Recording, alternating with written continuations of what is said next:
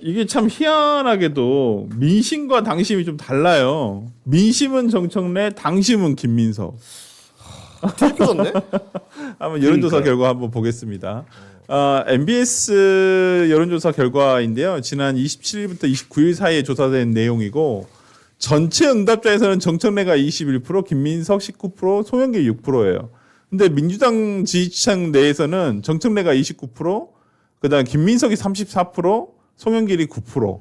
근데 큰 차이는 아니에요. 네. 5% 정도 차이이기 때문에 이 정도면 거의 붙어 있다라고 네. 볼 수 있을 것 같고 이제 밑에 여론조사는 뉴스토마토 여론조사인데 이것도 27, 28 양일간 이루어진 건데 전체 응답자에서는 정청래가 36.9%, 김민석이 28%, 소영길이 9.2%인데 민주당 지지층 내에서는 정청래가 38.9%, 김민석이 44.9%, 소영길이 11.2%. 두 조사 다 비슷한 추이를 보이고 있습니다. 그러니까 민주당 지지층 내에서는 김민석 후보가 약간 앞서는 상황인 것 같은데 우리 권현석 센터장한테 이거 한번 여쭤보고 싶은데 지금 이 여론조사 결과를 어떻게 보시는지.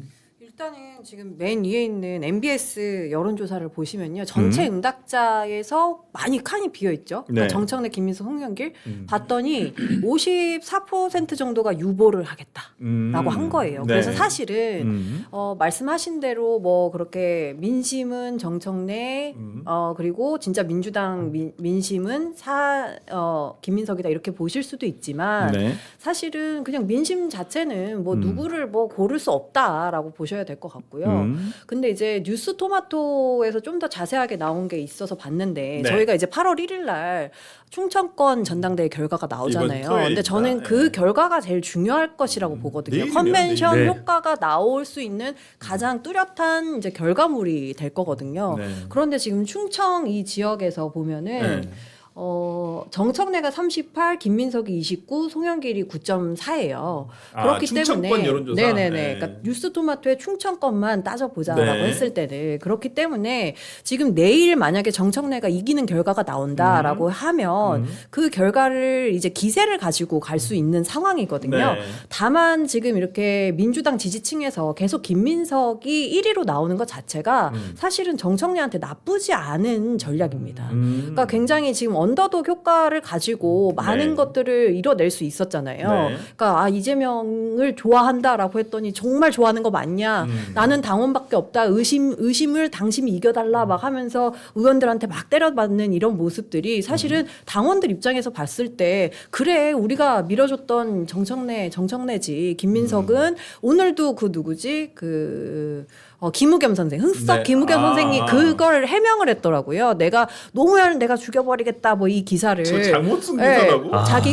자기가 써놓고 한겨레 다닐 때 자기가 써놓고 내가 그때 잘못 썼다. 고양이가 20년 써놓고. 전에 참여를 지금 하고 있는 아니 거예요. 기자가 자기 스스로 잘못된 기사라는 걸 왜 이제 와서 이렇게 밝혀요? 그렇게 될 수밖에 없는 게 지금 김민석이 전당대회에서 뭔가 계속 노무현을 때리고 이재명을 때렸던 그 과거, 그러니까 그 민주당을 때렸던 이러한 것들을 어떻게든 벗겨주고 싶은 것인데 그런 판로가 부분에 일어났을 있어서 지금 하루 아침에 그런 것들이 민주당의 당심을 움직일 수 있겠느냐. 그렇기 때문에 저는 결국에 정청래로 갈 수밖에 없다라고 보고 있습니다. 내가 보면 볼수록 저는- 느끼는 건데 김민석 총리 측 선거를 진짜 못해요. 아. 그리고 제가 이게 네. 만약에 일반 국민들을 대상으로 한 선거였으면 나 이거 정청래가 무조건 이긴다라고 얘기해요. 네.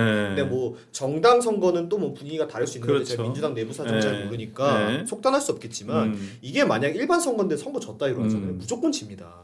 사실 왜? 이 실수난 게 이거 하나만이 아니잖아요. 네. 이번에 나왔었던 신천지 논란 같은 것만 해도 저희 뭐 야당 입장에서는 아주 좋고 신납니다만은 그게 결국 내부 선거에서는 나오면 안 되는 네거티브인 거잖아요. 그렇죠. 그러니까 지금 뭐가 많이 급하신 것 같아요. 방금의 그것도 그럼 본인께서 그거 해명하신다고 그 사람들이 듣고 맞네. 그 24세 그게 사실은 우리 오해였구나. 이렇게 안 해요. 네. 오히려 몰랐던 사람들이 너 옛날에 그랬어? 이런 효과가 저는 더 있다라고 봐요. 그러니까 지금 본인께서 뭔가 설교 전략을 혹시 옆에서 누가 조언하시는 분이 있으시면 네. 빠따 한번 치셔야 될 것 같다. 그러니까 저도 동의하는 게 신천지 얘기를 꺼내는 순간 민주당의 고정 지지층들, 강성 당원들, 정통 당원들께서 굉장히 분개하셨을 거예요. 뭐 국민의힘도 그렇고 민주당도 그렇고 그 당에 오랫동안 계셨던 당원들이 있잖아요. 네. 그분들은 애구가 굉장히 강하십니다. 자존감이 굉장히 높아요. 근데 신천지 개입설을 꺼내는 그 순간 민주당에 계셨던 오래된 당원들이 어떻게 느끼겠느냐. 네. 그러면 우리가 그 이단 사이비에게 휘둘릴 만한 정치적 판단을 하는 집단으로 폄하하는 거야? 네. 우리를 그렇게 치부하는 거야? 라고 느끼실 거예요. 그러면서 김민석 전 총리가 당을 한번 나갔던 것에 이어서 우리 동지가 아니구나. 결국에 우리의 판단력을 이토록 무참히 짓밟는구나. 라고 하면서 자존심을 건드리는 면이 전 있다고 봅니다. 그래서 오히려 강성 당원들, 정통 당원들, 민주당에 오래 몸담고 계셨던 분들이 김민석만큼은 안 된다. 저 사람이 당대표가 되고 그 당대표 이후의 정치적인 노선을 위해서 당원들까지 팔아먹을 수 있는 사람들이다. 라는 그 아마 생각까지 하실 것 같아서 좀 그게 굉장히 큰 패착으로 봤습니다. 이민찬 위원장한테 이거 여쭤볼게요.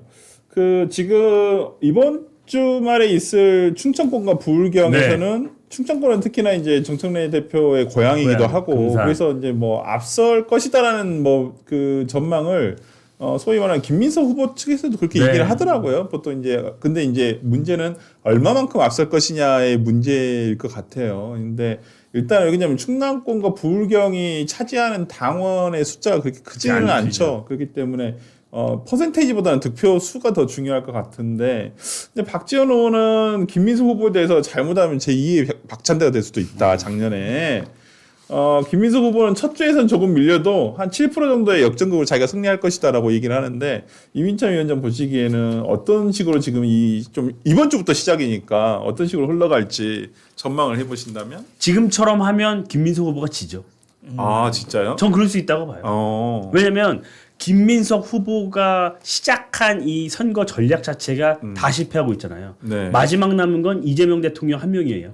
근데 대통령 지지율도 떨어지고 있고 네. 대통령이 지지층에게 소구하는 소구력이 약해지고 있단 말이에요. 아. 그리고 지지층을 묶어놨던 여러 가지 경제적인 효과, 특히 주식 이런 것들도 네. 흔들리고 있어요. 아. 그리고 제가 열심히 민주당 쪽 분들 얘기를 해보면 그 얘기를 해요. 이번에 조정식 의장의 그 개헌 발언이 굉장히 컸다는 거예요. 그러니까 만약에 여기서 김민석 후보가 당선이 되잖아요. 네. 그러면 그 누구도 제어할 수 없어진다는 거예요. 공소 취소를 하는 거나 이런 연임이나 이런 대통령 주변에 있는 사람이나 대통령이 갖고 있는 그런 생각들, 대통령 사법 리스크를 없애기 네. 위한 그들의 이 강한 열망을 민주당이 다 같이 지어야 되는 거죠. 근데 그렇게 되면 결국에는 총선 패배로 이어질 수밖에 없고 정권 재창출이 어렵다는 거예요. 네. 근데 이렇게 민주당이 그러니까 국민의힘이랑 아예 DNA가 다른 거죠. 그러니까 민주당에서 보면 대통령이 성공해야 된다고 얘기는 하고 정청래 후보 역시도 대통령의 사법 리스크 이런 걸 검찰의 문제라고 얘기는 하지만 네. 그거를 해결하는 방법에 있어서 우리는 김민석과처럼 하지는 않는다. 적어도 우리는 민주당 정신, 민주당을 지킨다고 지지층이 믿고 있다는 거예요. 그렇기 때문에 이런 논란이 가중되면 가중될수록 김민석 후보는 더 어려워진다는 거죠. 그러니까 그래요? 김민석 후보가 되면 이재명 대통령에 종속되고 이재명의 대통령이 갖고 있는 여러 가지 위험 요소들과 디커플링 자체가 어렵다. 그러면 당 자체도 수렁에 빠진다. 그러면 총선에 패배하고 정권을 내준다. 당은 당이고 대통령은 대통령이다. 대통령은 어차피 5년 하고 성공해야지 좋지만 그렇다고 대통령과 함께 당도 끝날 수는 없다.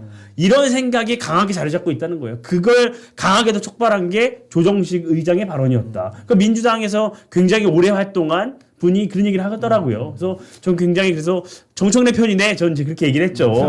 그러니까 굳이 부인은 안 해요. 부인은 안 하지만 실제 그런 여론이 높아지고 있는 게 사실이다. 아니 샤이 정청래가 있는 것 같아요. 아니 네. 저도 들었는데 민주당 내에서 지금 관망파로 바뀌신 분들이 굉장히 많고 무엇보다 정청래 캠프의 표정이 굉장히 좋다고 합니다.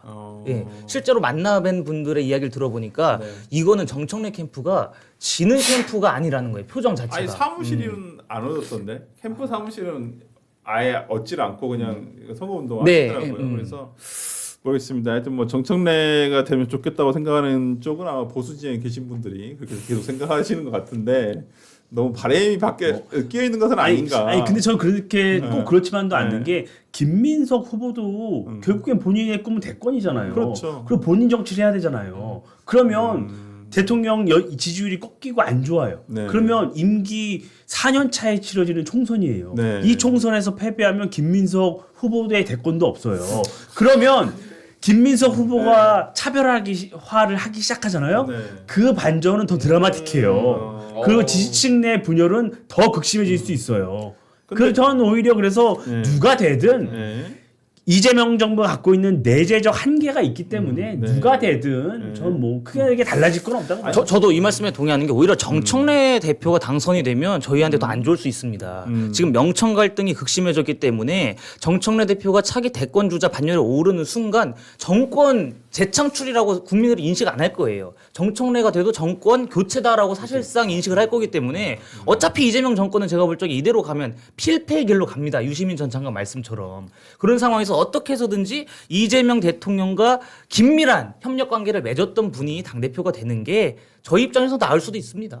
저는 그냥 개인적인 입장에서 이 정청래라고 하는 분이 상대당의 입장에서 봤을 때는 배팅볼을 정말 잘 던져주시는 분이에요. 그래서 이렇게 패널이나 논평 같은 걸 쓰기 참 좋은 적절한 막말을 해주시는 분이기 때문에 저에게 일용할 배팅볼 좀 던져주셔서 저도 좀 점수 좀 내야죠. 기대하고 아니, 있겠습니다. 근데 그러니까 또 당원들은 좋아하니까. 네. 일단은. 아니 근데 신기한 게 민주당 신기한 게 이 네. 사람이 배팅볼을 던져줘가지고 홈런을 맞잖아요. 그럼 저 네. 투수 못하네 이래야 되는데 상대편에서 이렇게 두들겨 패는 거 보니까 얘가 잘 싸우고 있구나 네. 이런다니까. 약간 좀 그런 게 있죠.